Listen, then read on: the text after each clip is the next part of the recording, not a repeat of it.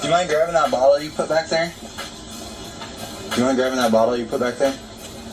The bottle that you put back there that's open, do you mind grabbing that? I appreciate it. What's your current address here? Do you live in Moscow? Are you staying in Moscow? Like to go to school? I go to school here. Yeah, what's your address here? I live in a fraternity. Okay, what's the address? So everything else checks out, I'm gonna warn you. I know you're underage. Should be having this, right? Okay. Okay. Hey. You could get a ticket for this. It's around a $500 ticket for a minor in possession, okay? So, I'm gonna just make sure everything comes out clear and I'll get you guys out here, okay? Alrighty, Ethan, I'm just gonna make sure you're good to drive, man. I'm just gonna have you pop out and check your eyes real quick and get you guys out of here, okay? My name is Xana Kernodal. I'm a marketing major here at the University of Idaho. And I'm involved in a couple of things down here, including Vandal Solutions. Last year I did Blues Properties. I was an associate with them. And I basically just worked with Blues Properties and did advertising for them, did sales events, etc. And this year I'm doing sales, so I'm a sales associate. So basically I just call people around Moscow, ask them if they're interested in our business, etc. But yeah, I'm a junior here, so it's really exciting. I love it at the University of Idaho, and I'm super excited to be in this marketing class because it's basically major. And this is actually King Street, where I've lived the past 2 years, and I really like just hanging out with my friends all the time and being super involved in school events and everything else. So yeah, that's just a little bit about me, and I'm really excited to take on this course. How are you? Good, how are you? Good. Is this your place? Yeah. Perfect. You know why we're here? And I assume noise. That's one of the University of Idaho murder victims, Kaylee Gonzalez, confronted by police about loud partying. It's the 5th body cam video unearthed by web sleuths, showing cops breaking up parties at the house where the brutal murders took place. The date on this video is Tuesday, August 16th, time 5:30 p.m. It's a week before the fall semester begins and 3 months before the murders. You go to school? Yeah. Okay. What year? Senior. Senior. Okay. The officers threatened Kaylee and her roommates with a $300 ticket, but settle for just a telling off. You're disturbing the peace. Yeah. Nothing against having parties. Nothing against having people over who are overage to drink. But again, once we start disturbing the neighbors, then we've got an issue. Yeah. For some reason, the young man with Kaylee is wearing zip ties on his wrist. The video also gives a detailed look at the rear of the house where the killer most likely entered. Look, there's a ladder lying nearby, and there's a big speaker, the source of all that loud music. Joe Giacalone, a former commander of an NYPD cold case unit, watched the video. It seems to be that many people have access to this location without even the residents knowing that they're there. If I was a detective on this case, I would be looking at the close circle of people surrounding these victims. And Moscow Police Chief James Fry says a hazmat crew will begin cleaning up the crime scene tomorrow. Part of the reason we're doing that is because of the biohazards as well as chemicals that were used during the investigation. Meanwhile, police say they are still searching for that elusive white Elantra, whose driver or passengers are believed to have critical information to share about the murders. Universal that there are 90 white Elantras registered to park on campus from 13 states. The owner of an Elantra somewhere may hold the key to the mystery. Welcome back to my mental health and crime channel. My name is Huda London. This is for educational purpose only. This is the case of the Idaho quadruples. May the 4 victims rest in peace. Condolence to the families, and may the correct justice be served. I wanted to show you something important. This was the police stop when the police came and spoke to Kaylee, and Hunter was there with zip ties, if you remember.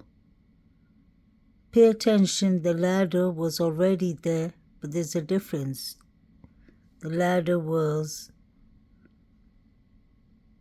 put down. It was lying down, it was basically on the ground. Later on we saw, after the quadruples, the ladder was standing and facing that side. of Xana's room, under Xana's room. See the ladder there? Body cam video unearthed by web sleuths showing cops breaking up parties at the house where the brutal murders took place. The date on this video is Tuesday, August 16th, time 5:30 p.m. It's a week before the fall semester begins and 3 months before the murders. You go to school? Yeah. Okay. What year? Senior. Senior. Okay. The officers threatened Kaylee and her roommates with a $300 ticket, but settle for just a telling off. You're disturbing the peace. Yeah. Nothing against having parties, nothing against having people over who are overage to drink. But again, once we start disturbing the neighbors, then we've got an issue. Yeah. For some reason, the young man with Kaylee is wearing zip ties on his wrist. The video also gives a detailed look at the rear of the house where the killer most likely entered. Look, there's a ladder lying nearby, and there's a big speaker, the source of all that loud music. Joe Giacalone, a former commander of an NYPD cold case unit, watched the video. It seems to be that many people have access to this location without even the residents knowing that they're there. If I was a detective on this case, I would be looking at the close circle of people surrounding these victims. And There was a big speaker at the kitchen near the sliding door. That's where the loud music was coming from. And if there were people going in and out of the house, you can imagine how many people had access to come into this house. It could have been anyone. The Sigma Chi fraternity said they don't have cameras. We saw the 3 young men inside at the Banfield stop. This can't all be coincidence.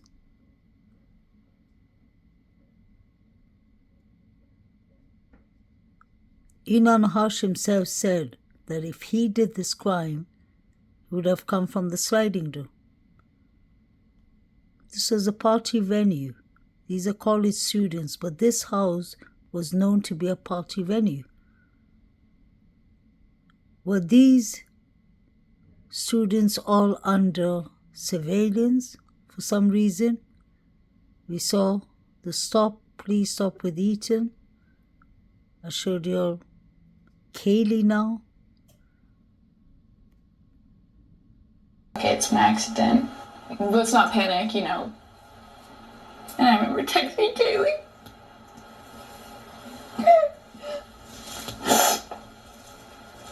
And seeing if she was okay.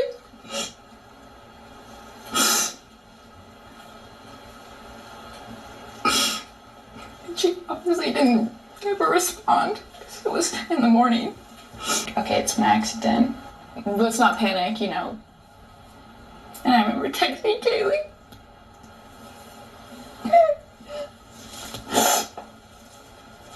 And seeing if she was okay.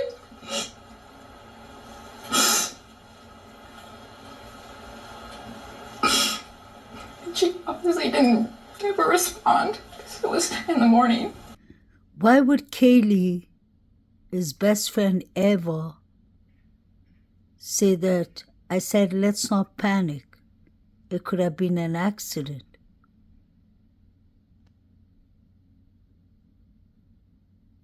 Kaylee's mother said that somebody called her and told her that Kaylee got shot in a party.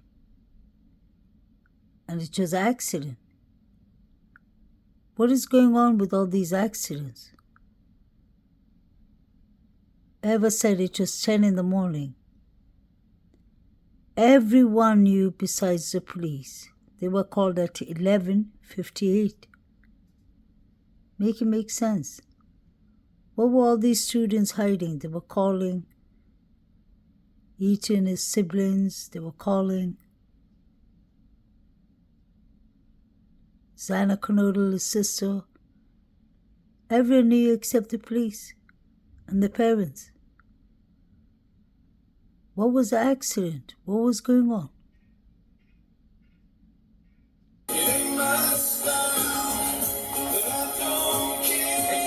Turn the music down.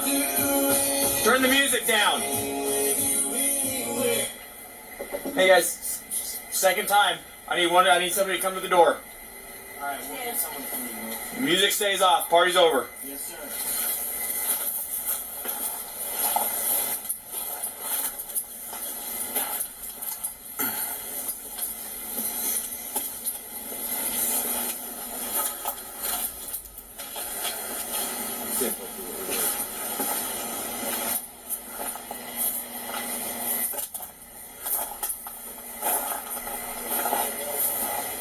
Megan, I have her information. I have her cell phone number too. Call her. Okay. Hello, miss. What's your name? Xana. Xana, do you live here? Yes. Okay, did Megan talk to you earlier? No. Okay, does Megan live here? Megan, I do not have a Megan that lives Megan Mogan? Maddie Mogan, yes. Madison Mogan? Yeah. Madison Mogan? Okay, she does live here. Sorry, she is at the club. She's 21. I'm just going to bed. I have a couple friends over, but Okay. this is my ID. Have you talked to Maddie tonight? Yes, I have. Oh. She's at the corner club. Okay. Did she tell you anything about anything that happened earlier or anything like that? Honestly, not really. I've just been here the past hour. Okay. Okay. Just trying to go to bed. Can you grab your ID for me? If you Yeah, were, I'm not 21. Okay. My roommates are 21. I just came Well, to go to bed. We're not here to talk about the alcohol stuff, okay? Okay, yeah. But this is the second noise complaint we've had here tonight within 2 hours. I'm sorry Okay. about that. So this time it was the blonde gal and the guy on the back porch playing music. Okay. So I sincerely apologize about Okay. that. I'm just going to bed. okay. So just so you understand, you could be getting a misdemeanor citation for this, which means you have to go in front of a judge and explain why you couldn't keep the people in your house quiet. Okay? We've already talked to Maddie once and told her the same thing. Okay? The only reason she's not getting a ticket is because she's not standing here in front of me. But I'm telling you right now, if we have to come back, you're getting a ticket. Okay, so You I'm will have to not go right see a now. judge. I'm fine right now. You're not getting a ticket right I'm now. just trying to go to bed right Okay. now. I mean, I understand you guys. You're coming here. I'm just going to bed. Okay. Well, understand that you're responsible for the residents. Okay. So whoever else is here, if they have a safe way to get home, you need to kick them out. Or Okay. tell them to come inside and be quiet. Okay. Because the houses that are on this hill all the way around here, we can hear you from clear down the road when we were coming up here. We can hear the music. And that's, I'm so sorry. we're past the point of having polite conversations, okay? I'm Because so neighbors are being sorry. kept up, okay? I'm sorry. It's just like, Is the blonde gal and the guy up there, are they roommates too? I'm sorry, what? The blonde gal and the guy that's upstairs, are they roommates too? None of my roommates are home. I'm Oh, okay. the only one home. These are all my friends. Okay. So do you understand 100% I understand. what's going to I'm happen? just going to tell everyone, get the sorry. Okay, fine. Or figure Yeah. it out. And I'm not saying that you got to tell everybody they have to leave, but I'm telling you, any outside music, any loud yelling needs to be done. Okay. Because we're not, next time you're getting a ticket, Okay. okay? And if you get a misdemeanor citation, the university is not going to take kindly to it. Yeah. So not only do you have to go see a judge, And I've never had to deal with this ever. Yep.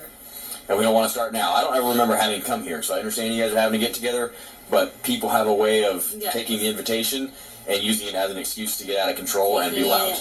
advantage. Exactly. I understand. Okay. I'm so sorry. It's okay. I just hope for your sake that your friends don't put you in a position where you get the citation and you have to go to court to defend yourself Yes. from your friend's behavior. Make sense? Okay, thank you so Okay. much. You want to get a good phone number for her?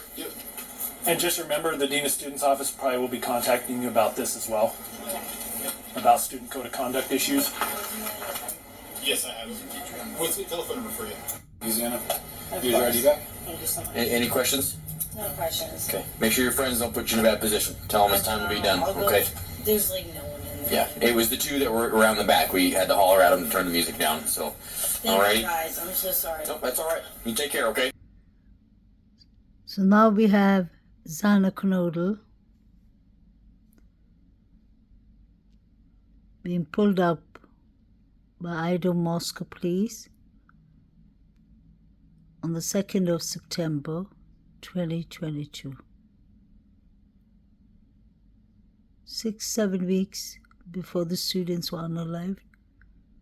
It was the same day that Hunter and the other Sigma Chi fraternity boy opened the door and the police had to speak to Madison XANAS said Maddie was at the corner club. I believe Maddie was very often at the corner club. We've seen the police talking to Kaylee and Hunter, and I showed you all the body cam traffic stop with Eaton. I wonder if these students were all under surveillance without them knowing it. Was the cameras inside and outside the homes? Was someone stalking all of them actually? There's so many people coming inside and outside of this house.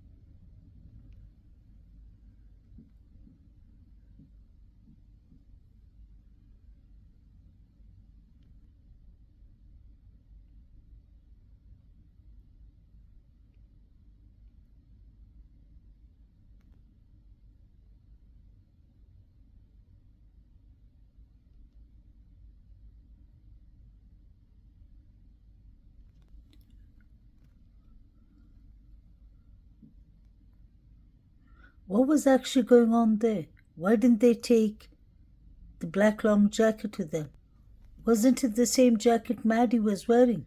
I also want to express our sincere appreciation to the Idaho State Police, the FBI, the University of Idaho, and the Latah County Sheriff's Office for their assistance.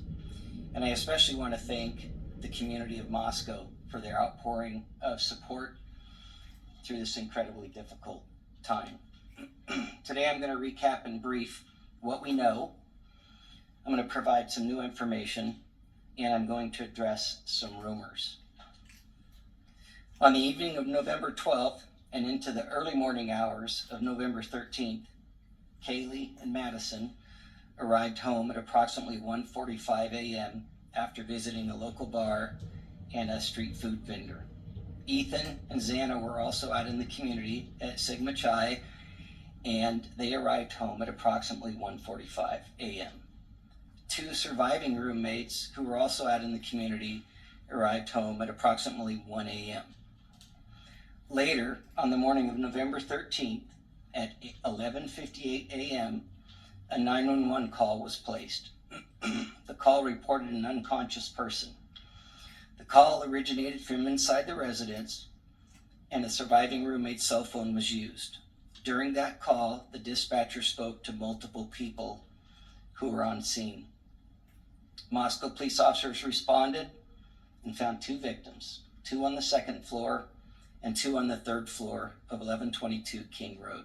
On the morning of November 13th at 11:58 a.m., a 911 call was placed. The call reported an unconscious person. The call originated from inside the residence, and a surviving roommate's cell phone was used. During that call, the dispatcher spoke to multiple people who were on scene. Moscow police officers responded and found two victims, two on the second floor and two on the third floor of 1122 King Road. The results of autopsies indicated that the four were stabbed multiple times and were likely asleep during the attack. Some had defensive wounds, and there was no sign of sexual assault. We do not believe the following individuals were involved: the two surviving roommates, the male seen in a grub truck video circulating on the internet, a private party who drove Kaylee and Madison home. Any of the individuals who spoke to the dispatcher on the 911 call. We're also aware of a male whom Madison and Kaylee had called several times the morning of November 13th, and we do not suspect that individual. Detectives have canvassed the neighborhoods looking for evidence, physical evidence, video surveillance, and they've contacted numerous residents to see if anybody may have seen or heard anything. They continue requesting tips that can be sent to our tip line or called into our tip line. The specific areas that we're interested in are detailed on maps on our city website and our Facebook page, but as stated earlier, generally south of Taylor Avenue to Palouse River Drive and the area west of US 95 over to the Arboretum. We have heard mention that Kaylee stated she may have had a stalker. Detectives have been looking into that, and to this point have been unable to corroborate the statement, although we continue to seek information and tips regarding that report. No suspects have been named or arrested, and we continue looking for what we believe to be a fixed blade knife used in the murders. We have not released the names of any of the subjects who spoke on the 911 call, and we have not released the call itself. Any online reports of the victims being tied and gagged are not accurate. Regarding the resources that we've put forth in this investigation, the Moscow Police Department has 4 detectives, 24 patrol officers, and 5 support staff dedicated to this investigation. I wonder where this rumor came from the very beginning. I believe it came from the college itself, that the victims were gagged, that they were tied up.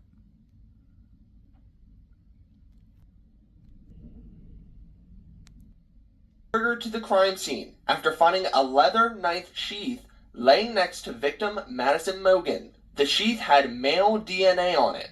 Authorities then linked that DNA to Brian Koberger after police recovered trash from the Koberger family home in Chestnut Hill Township. According to investigators, one of the surviving roommates told police she opened her bedroom door after she heard crying. She told investigators she saw a figure clad in black clothing and a mask walking towards her before the man turned and walked towards a sliding glass door.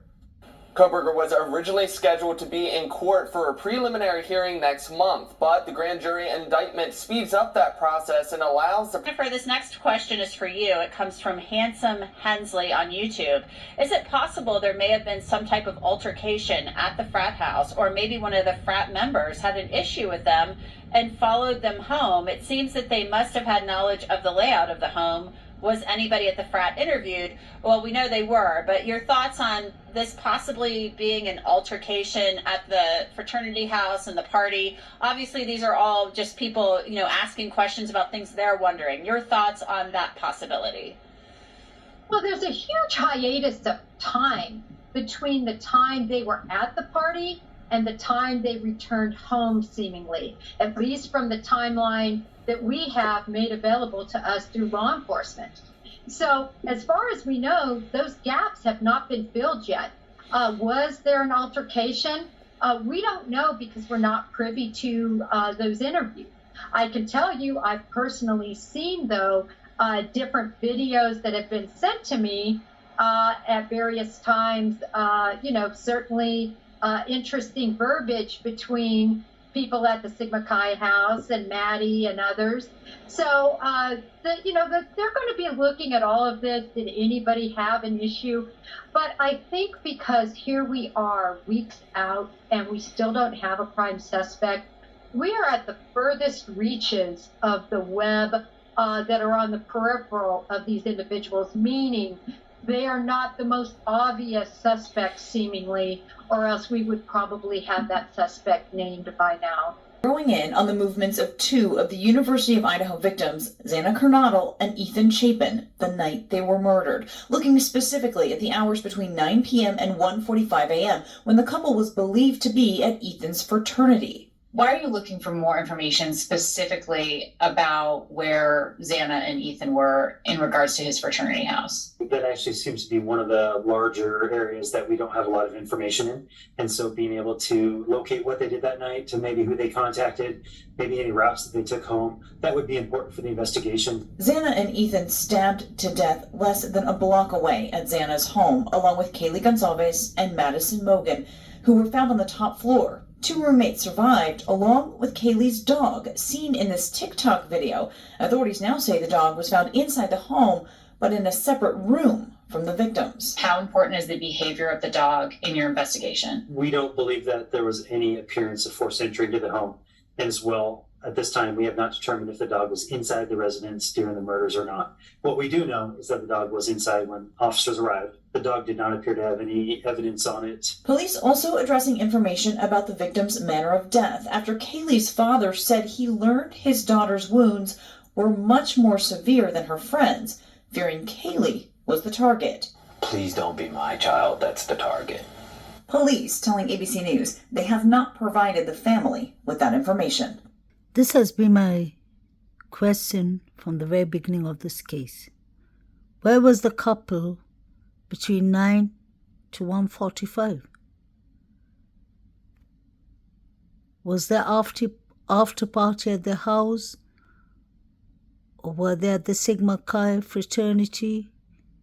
We heard that a fight broke out with the couple and the Davids. Was there some kind of retaliation? The 4chan explains a lot. What happened to the couple? I still stick with my theory from the very beginning that this was 2 separate incidents. The couple was attacked much earlier that night, because we heard the people at the grub truck yelling out Xana and E's name. And I believe Maddie and Katie were attacked later on, maybe by the Jacks, Adam, or some kind of organization. There's so many theories out there, and this is just my thoughts and speculation. This case is just so baffling that anything is possible, honestly. I just hope these victims get the correct justice. And I personally feel that the Sigma Chi is involved in it. They said that they have no cameras. Was that on purpose? Because this is a fraternity house. How don't they have cameras? Were people jealous of the couple? Was this anger and rage that went wrong? We know that Jack Showalter has a temper. Many people, many students have psychotic behaviors, allegedly. Did they gang up on the 4 victims? I just find it difficult to believe that Dylan and Bethany Funk had nothing to do with it. Either they were told to keep quiet to save their lives. I don't believe they were in shock motion for 8 hours because they're busy calling friends. We heard Eva saying Kaylee's friend, it was 10 a.m. in the morning. And I showed you earlier, it was clear to see that the ladder was lying down around the time of August and September. But then the ladder was right standing up so that somebody could climb to Xana's room, I believe. Please like, share and subscribe. Justice for the victims.